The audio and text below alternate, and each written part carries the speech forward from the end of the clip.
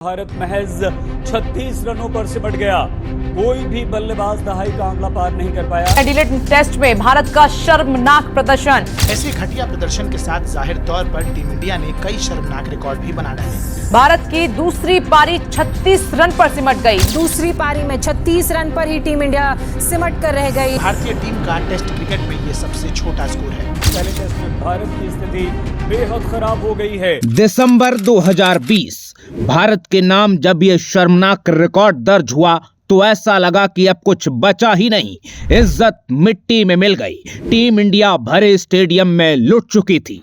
Cricket पंडितों का एक अलग ग्रुप खड़ा हो गया जो हर तरफ टीम इंडिया को ट्रोल कर रहा था। मैं यही पूछ रहा हूँ, इतना गुस्सा आ रहा है कि ये टीम कैसे ऐसा परफॉर्म कर सकती है। Embarrassing loss, embarrassing batting. TV से ट्विटर तक टीम इंडिया का मजाक बन रहा था। पाकिस्तान में लोग मजे ले रहे थे। शोएब अख्तर ने अपने वीडियो में कहा, टीवी लगाया और मैंने देखा कि इंडिया 369 कर चुका है। फिर मैंने आंखें मली और फिर मैंने गौर से देखा ये 36 है और उसमें स्लैश पड़ी है, उसके आगे 9 है और एक रिटायर्ड हर्ट है। Embarrassing loss, embarrassing batting. TV debates में लोग पूछ रहे थे कि इस हार का मुजरिम कौन है। आज तो हमें पूछना पड़ेगा कि वाकई में इस मैच के हार का मुजरिम कौन है। टीम इंडिया का सबसे बड़ा विलेन कौन है। रमीज राजा ने तो टीम इंडिया की बैटिंग लाइनअप पर ही सवाल खड़े कर दिए थे। कईयों को टेक्निकल मसले हैं, कईयों की बैटिंग ही कोप नहीं कर सकती है क्वालिटी फास्ट बॉलिंग के खिलाफ। लेकिन इसके बाद टीम इंडिया के चीतों ने पलटवार किया। पहले सिडनी का किला तोड़ा, उसके बाद मेलबर्न की लड़ाई ड्रॉ पर रुकी, फिर बारी आई कंगारुओं के घमंड गाबा की। टूटा है गाबा का घमंड, जीत गई है मुकाबला भारत। और टीम इंडिया के यंगस्टर्स ने लिख दी एक ऐसी अमिट कहानी जिसका दर्द कंगारुओं को हर बार हर सीजन में याद आता रहेगा, क्योंकि वो मैदान जहां England, New Zealand, south Africa, Pakistan जैसे बड़े से बड़े 30 मारखान फेल हो रहे थे, गाबा में 32 साल से अजय ऑस्ट्रेलिया का अहंकार 7वें आसमान पर था। कंगारुओं की रगों में ओवर कॉन्फिडेंस की लहर दौड़ रही थी। इन डराने वाले आंकड़ों से ज्यादा डराने वाली हालत टीम इंडिया की थी। जब भारतीय टीम ब्रिस्बेन पहुंची तो तीसरे टेस्ट के बाद बुमराह, अश्विन और जडेजा इंजरी की वजह से रूल आउट हो चुके थे।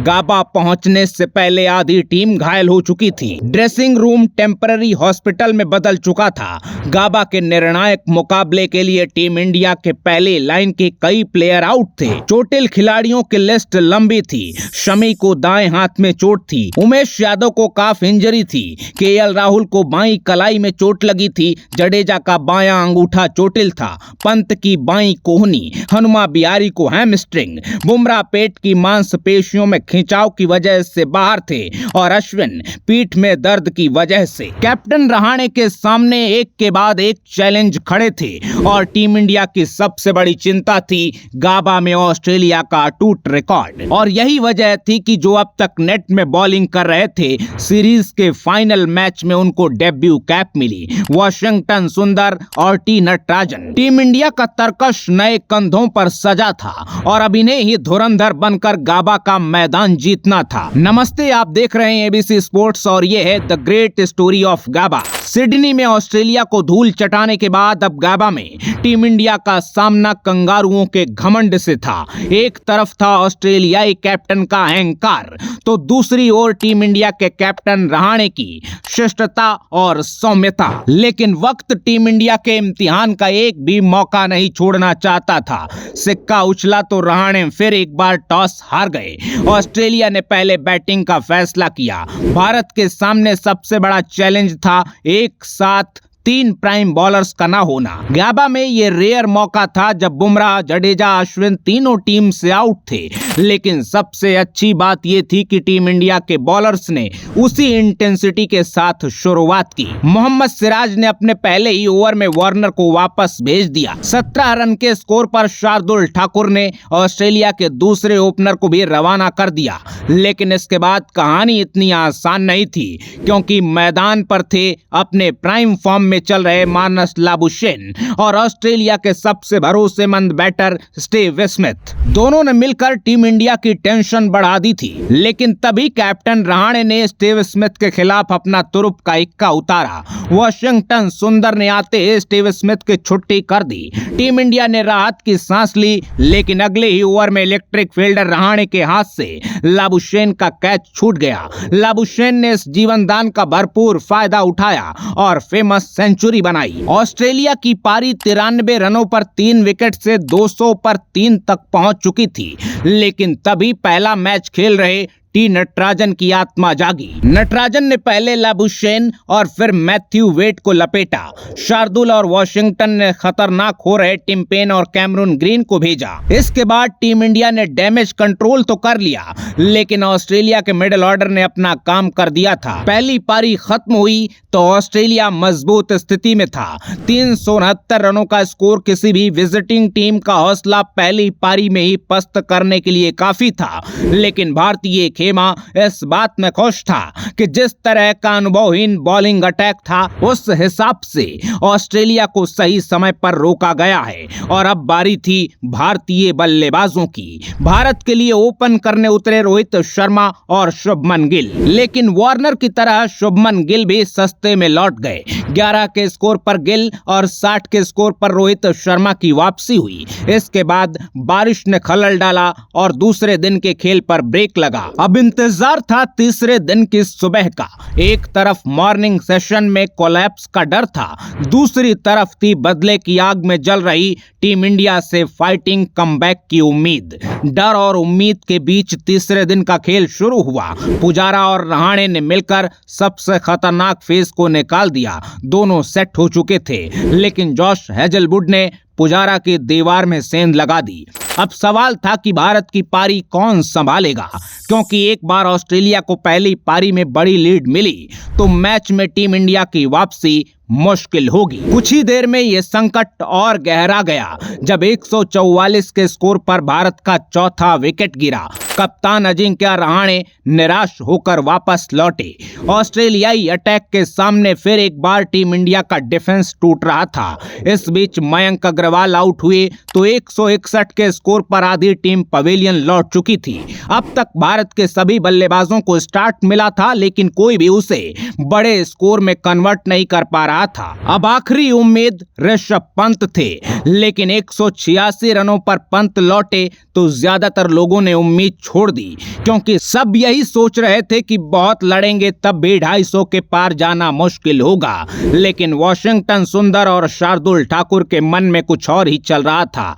दोनों ने कसम खाई थी इतिहास बदलना है, ग्याबा में नया इतिहास लिखना है। तो 186 पर 6 के स्कोर से टीम इंडिया बिना कोई और विकेट गिरे 250 पर 6 तक पहुंच गई। भारत के 2 बॉलिंग ऑलराउंडर, जिनके पास ऑस्ट्रेलिया का कोई खास अनुभव नहीं था, उनके सामने घमंड में चूर कंगारू टीम बेबस हो गई। पंत के आउट होने के बाद मौज मनाने वाले चेहरे मायूस हो चुके थे।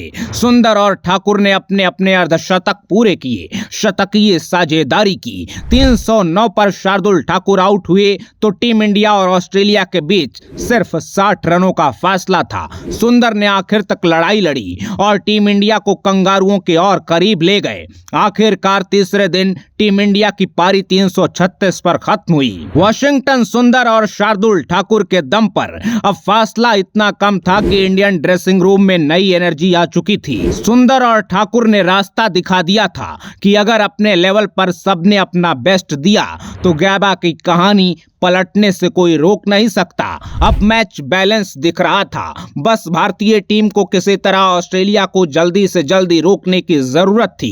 टेस्ट मैच का रोमांच अपने चरम पर था जब गैबा के मुकाबले का चौथा दिन शुरू हुआ। कंगारू टीम को अभी भी पूरा कॉन्फिडेंस था, क्योंकि चौथी पारी में टीम इंडिया को बैटिंग करनी थी। चौथे दिन की जंग शुरू हुई तो ऑस्ट्रेलिया के ओपनर्स ने अच्छी शुरुआत की। वार्नर और मार्कस हैरिस ने बिना किसी विकेट 80 रन जोड़ दिए तो भारतीय फैंस की धड़कनें तेज हो रही थी।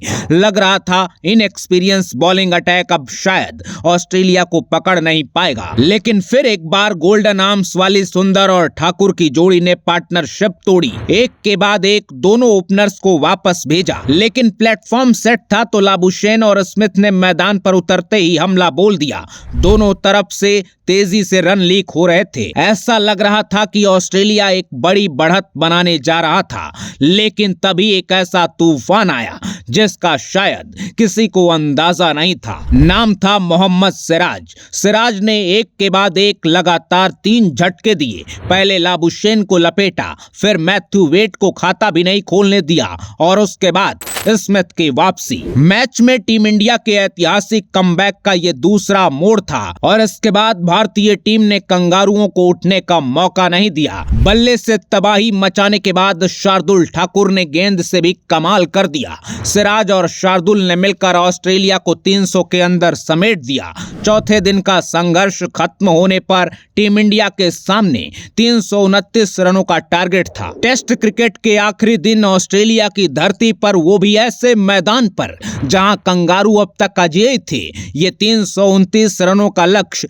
मामूली नहीं था, क्योंकि आखिरी गेंद तक लड़ना, प्रेशर सिचुएशन में पूरी जान झोंक देना कंगारुओं की पुरानी पहचान थी। इंडिया का रन चेस शुरू होने से पहले ही ऑस्ट्रेलिया के कोच जस्टिन लैंगर मुस्कुरा रहे थे। कंगारू टीम ये मानकर चल रही थी कि जीत की गारंटी है और गैबा की पिच पर बड़ी बड़ी दरारें भारतीय फैंस को डराने के लिए काफी थी। ऑस्ट्रेलिया की टीम अपने अभिमान की लड़ाई लड़ने मैदान पर उतरी थी, तो वहीं भारत को देना था एडिलेड के अपमान का जवाब। ओपनर रोहित और गिल मैदान पर उतरे, लेकिन रोहित को पैट कमिंस ने सस्ते में फंसा लिया। इसके बाद भारत की पूरी उम्मीद टिकी थी गिल के युवा जोश और पुजारा के अनुभव पर। भारतीय फैंस को दोनों ने निराश नहीं किया। 83 रन बने। पहला सेशन निकल गया। दूसरे सेशन में भी गिल और पुजारा मजबूत इरादों के साथ उतरे। 100 रन की पार्टनरशिप हुई। कंगारू फ्रस्ट्रेट होने लगे और आखिरकार गिल को फंसाने के लिए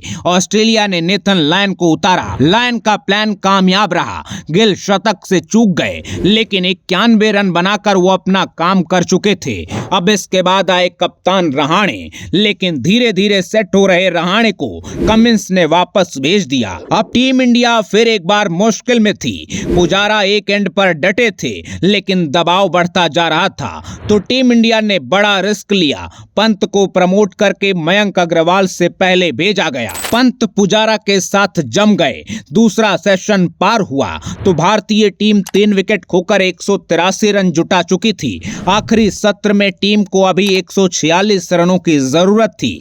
आमतौर पर 1-2 विकेट खोकर एक सत्र में 100 रन भी बन जाएं, तो आज के दौर में इसे अच्छा प्रदर्शन माना जाता है। इस लिहाज से भारत के सामने बहुत मुश्किल टास्क था, लेकिन उम्मीद बाकी थी, क्योंकि पंत और पुजारा की जोड़ी अभी भी मैदान पर थी। तीसरा सेशन शुरू हुआ तो पंत ने ऑस्ट्रेलिया को अच्छे से अपना परिचय दिया। पंत को रोकने के लिए कंगारू कप्तान ने एक के बाद एक जाल बिछाए।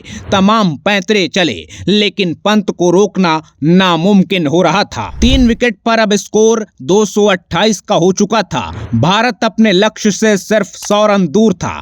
पहली बार गैबा में कंगारुओं के पसीने छूट रहे थे। पंत का हर शॉट ऑस्ट्रेलियाई टीम को किसी थप्पड़ की तरह लग रहा था। तभी कमिंस ने टीम इंडिया को सबसे बड़ा झटका दिया। जब 228 के स्कोर पर पुजारा एलबीडब्ल्यू हुए, एक तरफ इंडियन कैंप में टेंशन बढ़ रही थी, तो दूसरी ओर कंगारुओं की मुश्किल भी कम नहीं हो रही थी, क्योंकि ऐसा लग रहा था जैसे आज पंत को रोकने वाला कोई पैदा ही नहीं हुआ। पंत अपने 50 रन पूरे कर चुके थे।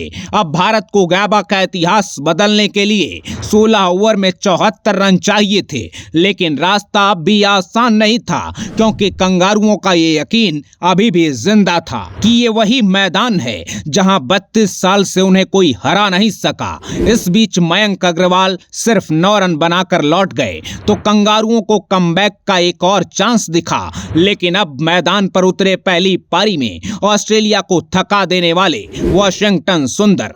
पंत और सुंदर टीम इंडिया को जीत की दहलीज तक ले गए। जब भारत को सिर्फ 10 रन चाहिए थे तो सुंदर आउट हुए। उसके बाद शार्दुल ठाकुर आए और चले गए। लेकिन अब कंगारुओं की ट्रेन छूट चुकी थी।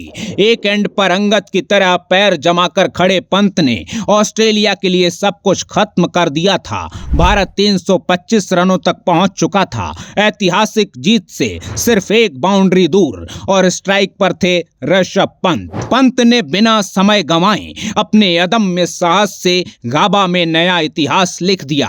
पंत के एक शॉट से कंगारुओं का अहंकार चकनाचूर हो गया। गाबा में ऑस्ट्रेलिया के अजय होने की कहानी खत्म हो गई। एडिलेड के अपमान का बदला पूरा हुआ और कमेंटेटर बोल पड़े, टूटा है गाबा का घमंड, जीत गई है मुकाबला भारत। इस एक सीरीज से टीम इंडिया के लिए ऑस्ट्रेलिया की सोच बदल गई। कंगारुओं को उनकी औकात पता चल गई और 2020-21 की बॉर्डर गावस्कर ट्रॉफी क्रिकेट इतिहास की सबसे यादगार सीरीज बन गई। गाबा की इस गौरवान्वित करने वाली स्टोरी पर आप क्या कहेंगे? कमेंट बॉक्स में जरूर बताइएगा। और गाबा में जब भारत ने इतिहास रचा तो आपका रिएक्शन क्या था? अपने वन लाइनर के साथ इस वीडियो को शेयर करना बिल्कुल ना भूलिएगा। अपना ख्याल रखिए, आते रहिए। जय हिंद।